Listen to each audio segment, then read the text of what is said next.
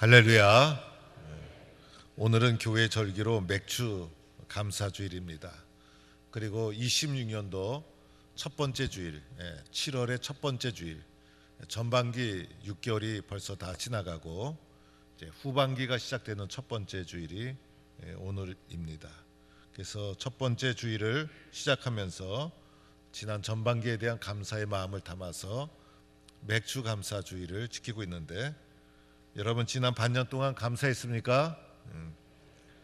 사실 감사는요, 제가 보기에는 우리 성도님들이 아프리카나 네팔이나 저기 후진국에 한번 갔다 오면 감사가 저절로 나올 텐데 라는 생각이 듭니다. 지금 우리나라는 세계에서 또 단군 이래 최고 잘 사는 시절을 보내고 있어요. 우리가 입고 있는 옷, 그리고 주거지, 집, 또 음식, 이런 거 우리나라가 세계에서 아주 높은 수준을 유지하고 있습니다. 그래서 단군 이래 여러분 축복을 받아가지고 신라 시대 안 태어나고 조선 시대 안 태어나고 일제 시대 안 태어나고 오늘 21세기 지금 살아가고 있다는 것 큰 축복인 줄로 믿고, 월드컵에서는 탈락했지만은 대한민국에서 태어난 것 감사, 예수 믿는 것도 감사, 동북교회 다니는 것도 감사, 사랑하는 가족과 함께 사는 것도 감사, 오늘 예배당에 나와서 내 옆에 또 우리 성도님이 앉아 계신 것도 감사, 감사가 넘치는 성도가 되기를 축원합니다. 세상에는 두 가지 사람이 있다고 생각합니다. 기도하지 않는 사람과 기도하는 사람, 두 가지 사람이 있다고 생각을 합니다. 기도하지 않는 사람은 자기를 믿는 사람이에요. 자기의 지식, 경험, 능력을 믿고 살아가는데, 그런데 내가 믿는 나 자신이 연약하고 유한한 존재라는 것을 여러분 알아야 되지 않습니까? 그래서 기도하지 않는 사람은 언젠가는 쓰러지고 넘어지고 절망에 빠지게 되어지는 거예요. 그러나 기도하는 사람은 전능하신 하나님을 믿고 기도하면서 난간을 돌파하고 어려움도 돌파하고, 그래서 기도하는 사람이 승리하는 것이고 기도하는 사람이 열매를 맺게 되는 거예요. 오늘날 이 시대를 디테일의 시대라고 해요. 워낙 시작부터 차이가 크면 어찌할 수 없지만은 작은 차이에서 승부가 나는 거예요. 그래서 작은 것 하나 때문에 왠지 장사가 잘 되고, 작은 것 하나 때문에 인생의 길이 탁 열리고, 작은 것 하나 때문에 그 사람이 성공을 하더라는 거예요. 보기에는 별 차이가 없는 것 같아요. 그러나 작은 디테일에 사람의 인생이 결정되고 사업의 승부가 나게 되더라는 거예요.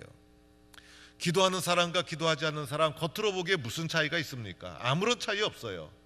어쩌면 기도하지 않는 사람이 번지르음하게 입고 다니면 더 화려하고 능력 있게 보일 수가 있어요.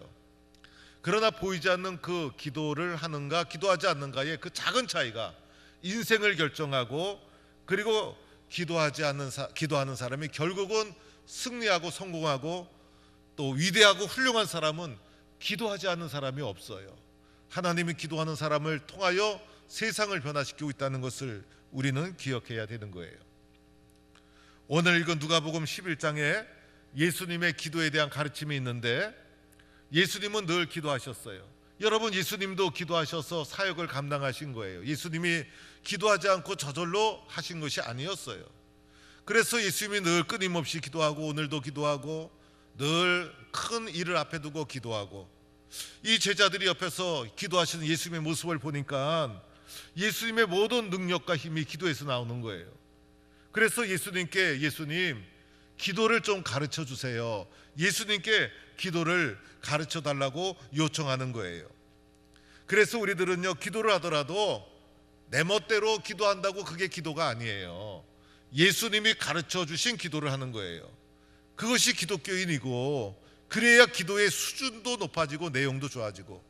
그래서 오늘 예수님이 가르쳐 주신 기도를 주의 기도 이렇게 부르고 기도의 교과서를 하고, 그리고 모든 그리스도인들이 때가 되면 늘 주님의 기도를 암송하고, 또 주님의 기도를 예배 시간 때마다 또 암송하고, 이 주의 기도를 가지고 세계적인 명곡도 만들어지고, 그래서 그 주의 기도가 오늘 누가복음 우리가 읽은 11장에 2절, 3절, 4절에 나와요. 저는 5절부터 오늘 본문을 읽었는데 2절, 3절, 5절에 있는 주의 기도를 한번 다 같이 주님이 이 기도를 가르쳐 주었고 우리는 주님이 가르쳐 주신 기도를 배워야 되겠구나라는 마음으로 2절, 3절, 4절을 다 같이 한번 성경을 보고 스크린을 보고 다 같이 한번 읽어보겠어요.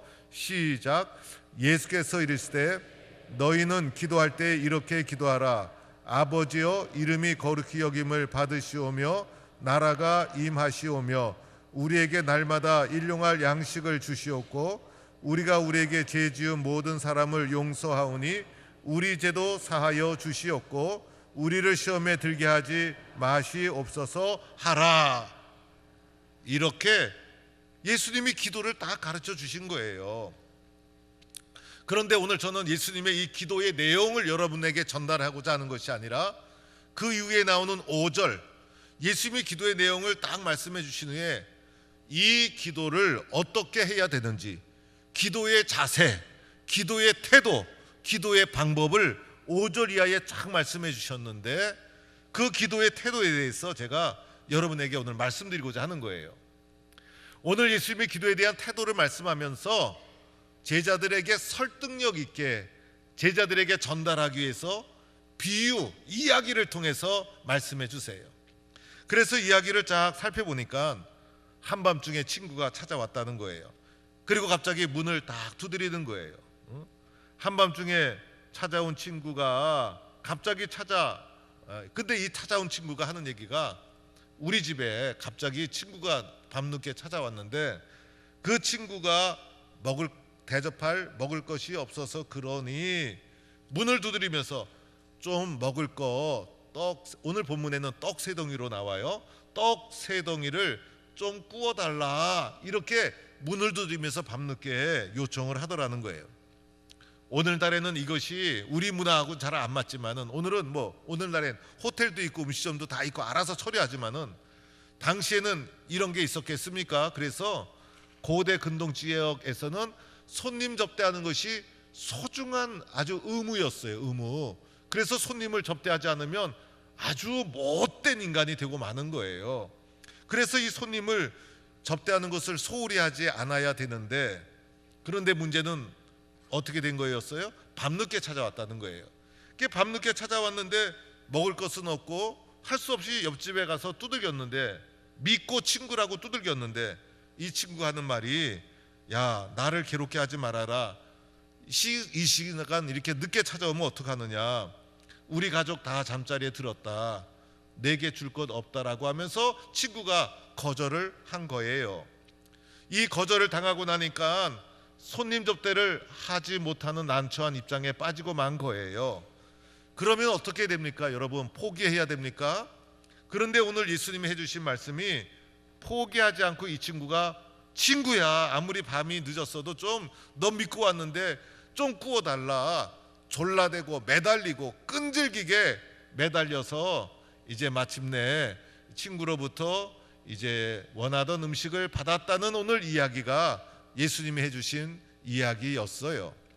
자, 오늘 말씀을 통해서 예수님이 주님의 기도를 가르쳐 주신 후에 이 기도에 대한 태도, 어떻게 기도를 드려야 되는지 방법에 대해서 말씀해 주시면서 첫 번째 우리에게 방법을 가르쳐 주신 것이 기도는 예수님께서 기도의 방법은 간청해야 된다 이렇게 말해주고 있는 거예요. 간청, 매달리라는 거예요.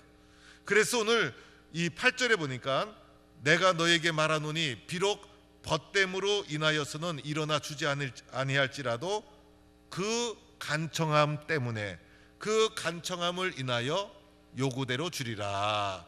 그래서 예수님이 가르쳐 주신 기도의 태도 뭡니까? 간청을 보니까요 간절히 청하다라는 뜻이에요. 다른 번역서에 보니까 뻔뻔하게 졸라대다 또는 귀찮게 졸라대다 끈질기게 졸라대다. 그래서 부끄러움도 모르고 끈질기게 매달리며 간청하는 것이 예수님이 가르쳐 주신 기도의 태도라는 거예요. 왜 그랬을까? 왜 이렇게 했을까? 그것은요 간절하기 때문인 거예요. 그래서 기도라는 것은 간절해야 된다. 간절한 마음을 가지고 간청해라. 이것이 우리가 가져야 될 기도의 태도요 자세다. 이렇게 말씀하고 있는 거예요. 여러분, 기도는 그냥 한번 해보는 것이 기도입니까? 기도는 적당히 해도 되는 것입니까? 아니죠. 매달리는 것이고 끈질겨야 되는 것이고 간절해야 되는 것이고 간청하는 것이 기도의 바른 자세라는 거예요. 그리고 나니까 나의 기도를 한번 적용해 보면 나는 기도가 어떠했는가? 나는 간절했는가? 나는 이렇게 간절함의 기도가 나에게 있었는가? 그래서 기도를 하더라도 모든 기도의 차이는 간절함에서 차이가 나는 거예요. 저는요, 성도들의 가장 아름다운 모습은 기도하는 모습이라 생각이 들어요. 여러분에게 간절한 기도가 있는가? 너무나 간절해서 하나님 앞에 눈물로 쏟아내야만 되는 간절한 기도가 있는가? 하나님이 반드시 응답해 줘야 될 안타까운 기도가 있어서 밤을 새면서 기도하지 않고는 견딜 수가 없고, 그 기도의 뜨거움, 그 기도의 간절함, 그것을 오늘 우리가 회복해야 된다. 오늘 우리에게 문제가 있다면 간절함이 사라져 버렸다는 것이에요. 오늘 예수님께서 직접 말씀해 주셨죠. 그 간청함을 인하여 일어나 그 요구대로 주리라. 간절하게 기도하면 요구한 대로 다 응답받게 될 줄로 믿습니다. 그래서 우리들은 자식을 위해서도 간절히 기도해야 돼요. 여러분, 자식들의 인생을 보세요. 어머니의 기도, 교회의 기도가 자녀의 길을 인도하는 거예요. 그래서 자녀를 위해서도 크게 기도하세요. 우리 자녀가 세계적인 석학이 되게 해주세요. 운동을 하더라도 국가대표 되게 해주세요. 공부를 하더라도 하버드 대학 졸업하게 해주세요. 아멘도 안 하네. 우리 자녀가 정치를 하더라도 유엔 사무총장 되게 해주세요. 크게 여러분 꿈을 가지는데 돈이 들어갑니까? 뭐가 들어갑니까? 여러분의 사이즈로 자녀를 보지 마세요. 교회 보내서 꿈을 키워주세요. 제가 아는 어느 성도님은 초등학교도 졸업을 못하셨어요. 그런데 자녀들을 교회 보냈는데 눈물로 기도하면서 키웠어요. 자녀들이 아주 유명한 훌륭한 의사가 됐어요. 교회가 꿈을 키우는 거예요. 교회학교 선생님 여름 성경학교 수련하면서도 아이들을 위해서 크게 기도하세요. 이 가운데 선교사가 나오고 목사가 나와도 세계적인 목사가 되게 해달라고 기도해 주세요. 우리들은 기도를 먹고 사는 거예요. 그 기도를 간절함으로 하는 거예요. 새가족들 늦게 예수 믿어도요, 간절함 없이 믿었던 나보다 훨씬 커질 수 있어요. 기도에 대한 말씀 중에 예레미야의 말씀이 있어요. 예레미야는요, 유다 땅이 아주 절망이었을 때, 아수르의 침략으로 나라가 절망밖에 없었을 때 하나님이 예레미야를 통해 주신 말씀이에요. 이런 말씀이 있어요. 너희를 향한 나의 생각을 내가 아나니. 스크린에 한번 띄워주세요. 평안이요 재앙이 아니니라. 예레미야의 말씀. 평안이요 재앙이 아니니라. 지금 재앙이 밀어닥치고 있는데, 현실은 재앙이 밀어닥치고 있는데 하나님의 뜻은 재앙이 아니라 재앙 너머의 평안이라는 거예요. 너희에게 미래와 희망을 주는 것이니라. 지금 희망이 안 보여. 그런데 하나님의 뜻은 저 너머의 희망에 하나님의 뜻과 계획이 있는 거예요. 그리고 이렇게 말씀해요. 너희가 내게 부르짖으며 내게 와서 기도하면 내가 너희들의 기도를 들을 것이요. 기도를 들으시는 하나님이 아무리 절망이 암흑이 밀려와도 기도하면 평안과 희망을 예비하신 주님이 우리에게 주실 줄로 믿습니다. 예레미야 33장 3절에도 이렇게 말씀해요. 너는 내게 부르짖으라. 내가 내게 응답하겠고 내가 알지 못하는 크고 은밀한 일을 내게 보이리라. 주님이 큰 일을 계획하고 있어요. 그런데 우리의 눈은 현실에 집착이 되어 있어서 절망을 보고 암흑을 보고 실망하고 있는데, 우리를 향한 주님의 큰 뜻이 준비되어 있는데 우리는 어떻게 됩니까? 너는 내게 부르짖으라. 간절함으로 부르짖으면 요구대로 주리라. 반드시 응답될 줄로 믿습니다. 기도가 인생을 결정해요. 둘째로 기도의 방법은요, 포기하지 않는 기도예요. 오늘 말씀, 이 포기하지 않는 기도에 대한 분량이 더 많아요. 이렇게 말씀하죠. 구하라, 찾으라, 두드리라. 예수님이 가르쳐 주신 기도의 방법, 구하고 찾고 두드리고. 이게 뭡니까? 구하고 더 찾고 더 열심히 두드려라. 그래서 9절에도 이렇게 말씀하죠. 구하라, 그러면 너에게 주실 것이요, 찾으라, 그러면 찾아낼 것이요, 두드리라, 그러면 너에게 열릴 것이니. 여기까지 말해도 되는데 10절에 또 한 번 반복해요. 잔소리처럼. 왜 할까? 중요하기 때문에. 잔소리 왜 할까? 바른 길 가라고. 어머니의 잔소리 듣기 싫을 때가 있어요. 그런데 떠나고 나면 그 잔소리가 약이었어. 어머니 잔소리 때문에 바른 길 가는 거야. 오늘 예수님께서 9절에 한 번만 말하면 되는데 10절에 또 반복해. 구하는 이마다 받을 것이요, 찾는 이는 찾아낼 것이요, 두드리는 이에게 열릴 것이니라. 너무나 중요하기 때문에, 당연하기 때문에. 응답이 없는 이유가 있죠. 구하지 않고 찾지 않고 두드리지 않았기 때문이에요. 구하고 찾으라, 두드리라, 강조, 반복, 점층적 사용하는 것은 너무나 확실하다는 거예요. 우리가 포기한 기도가 얼마나 많아요. 그죠? 중단한 기도가 얼마나 많아. 하다가 그만두고 하다가 포기하고. 그런데 기도는요, 포기하지 않고 일생을 걸면서 해야 될 기도가 있어요. 그 중에 가장 일생을 걸면서 기도하는 건 나 자신을 위해서 기도하는 거예요. 나 자신을 위해서 일생을 두고 기도해야 돼.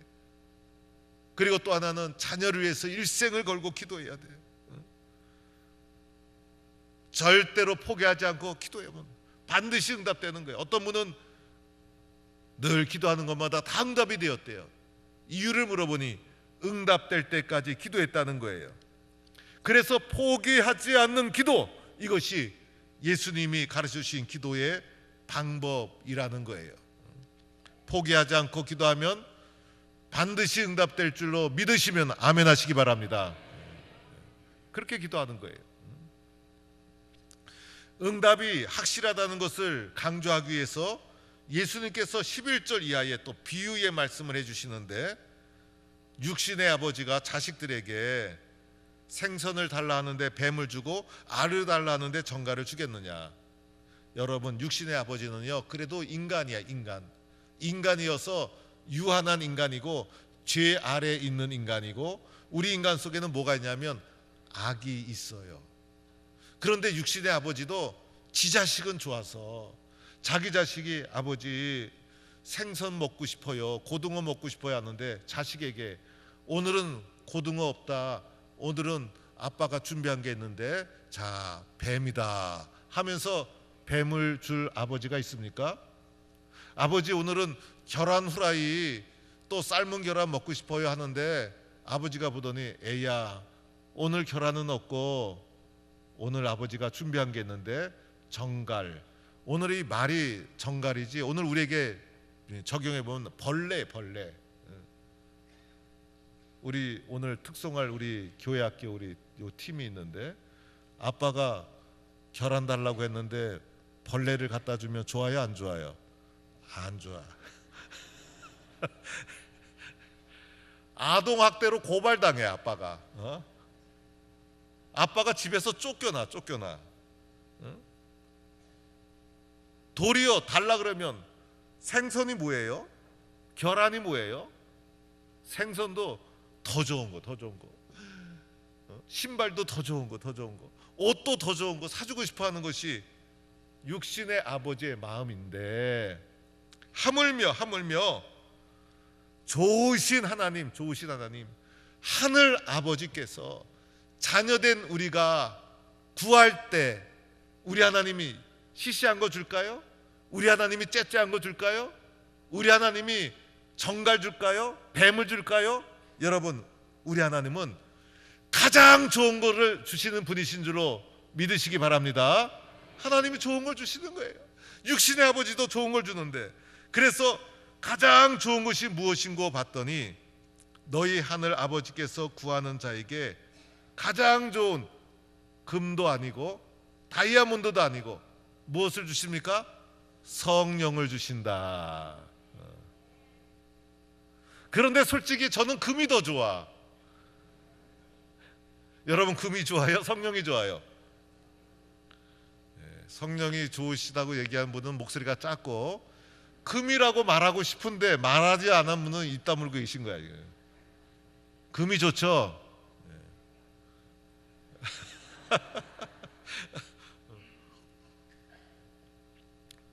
저도 이거 맨 처음에 이해가 안 됐어요.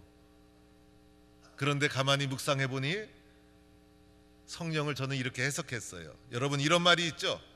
지혜로운 부모는 자식을 위해 길을 닦아주는 사람이 아니라 아이가 어떤 길에서도 길을 잃지 않도록 나침반을 손에 쥐어주는 사람이다. 그렇죠, 여러분? 길을 닦아준다고 해서 그 길대로 인생이 갑니까, 여러분? 중요한 것은 어느 길로 가야 될지 인생의 나침반이 있어서 올바른 분별력과 판단을 가지고 자녀가 바른 길을 걸어갈 수 있도록 가르쳐주는 부모가 여러분 좋은 부모 아닙니까? 또 탈무드에 이런 말도 있죠. 물고기를 주면 하루 만에 먹어버리지만 물고기 잡는 방법을 가르쳐주면 평생을 먹고 산다. 여러분, 물고기 한 마리 먹으면 그만이지. 그러나 물고기 잡는 방법을 가르쳐줘야 평생을 먹고 사는, 그죠? 그래서 자녀들을 위해서 물고기만 주지 말고 물고기 잡는 방법을 가르쳐주는 부모가 지혜로운 부모인 거예요. 오늘 이 성령님은 뭘까? 성령님은요, 돕는 자라는 뜻이 있고 안내자라는 뜻이 있어요. 우리 인생에 안내자가 있어야 되잖아요. 바른 길을 가려면 히말리아 산맥을 올라갈 때도 안내자가 있는 것이고, 길을 가도 안내자가 있어야 되고, 이정표가 있어야 되고, 내비게이션이 있어야 되고, 누군가가 내 인생을 인도하는 안내자가 있어야 되잖아요. 안내자 잘못 만나면 지옥불로 가는데.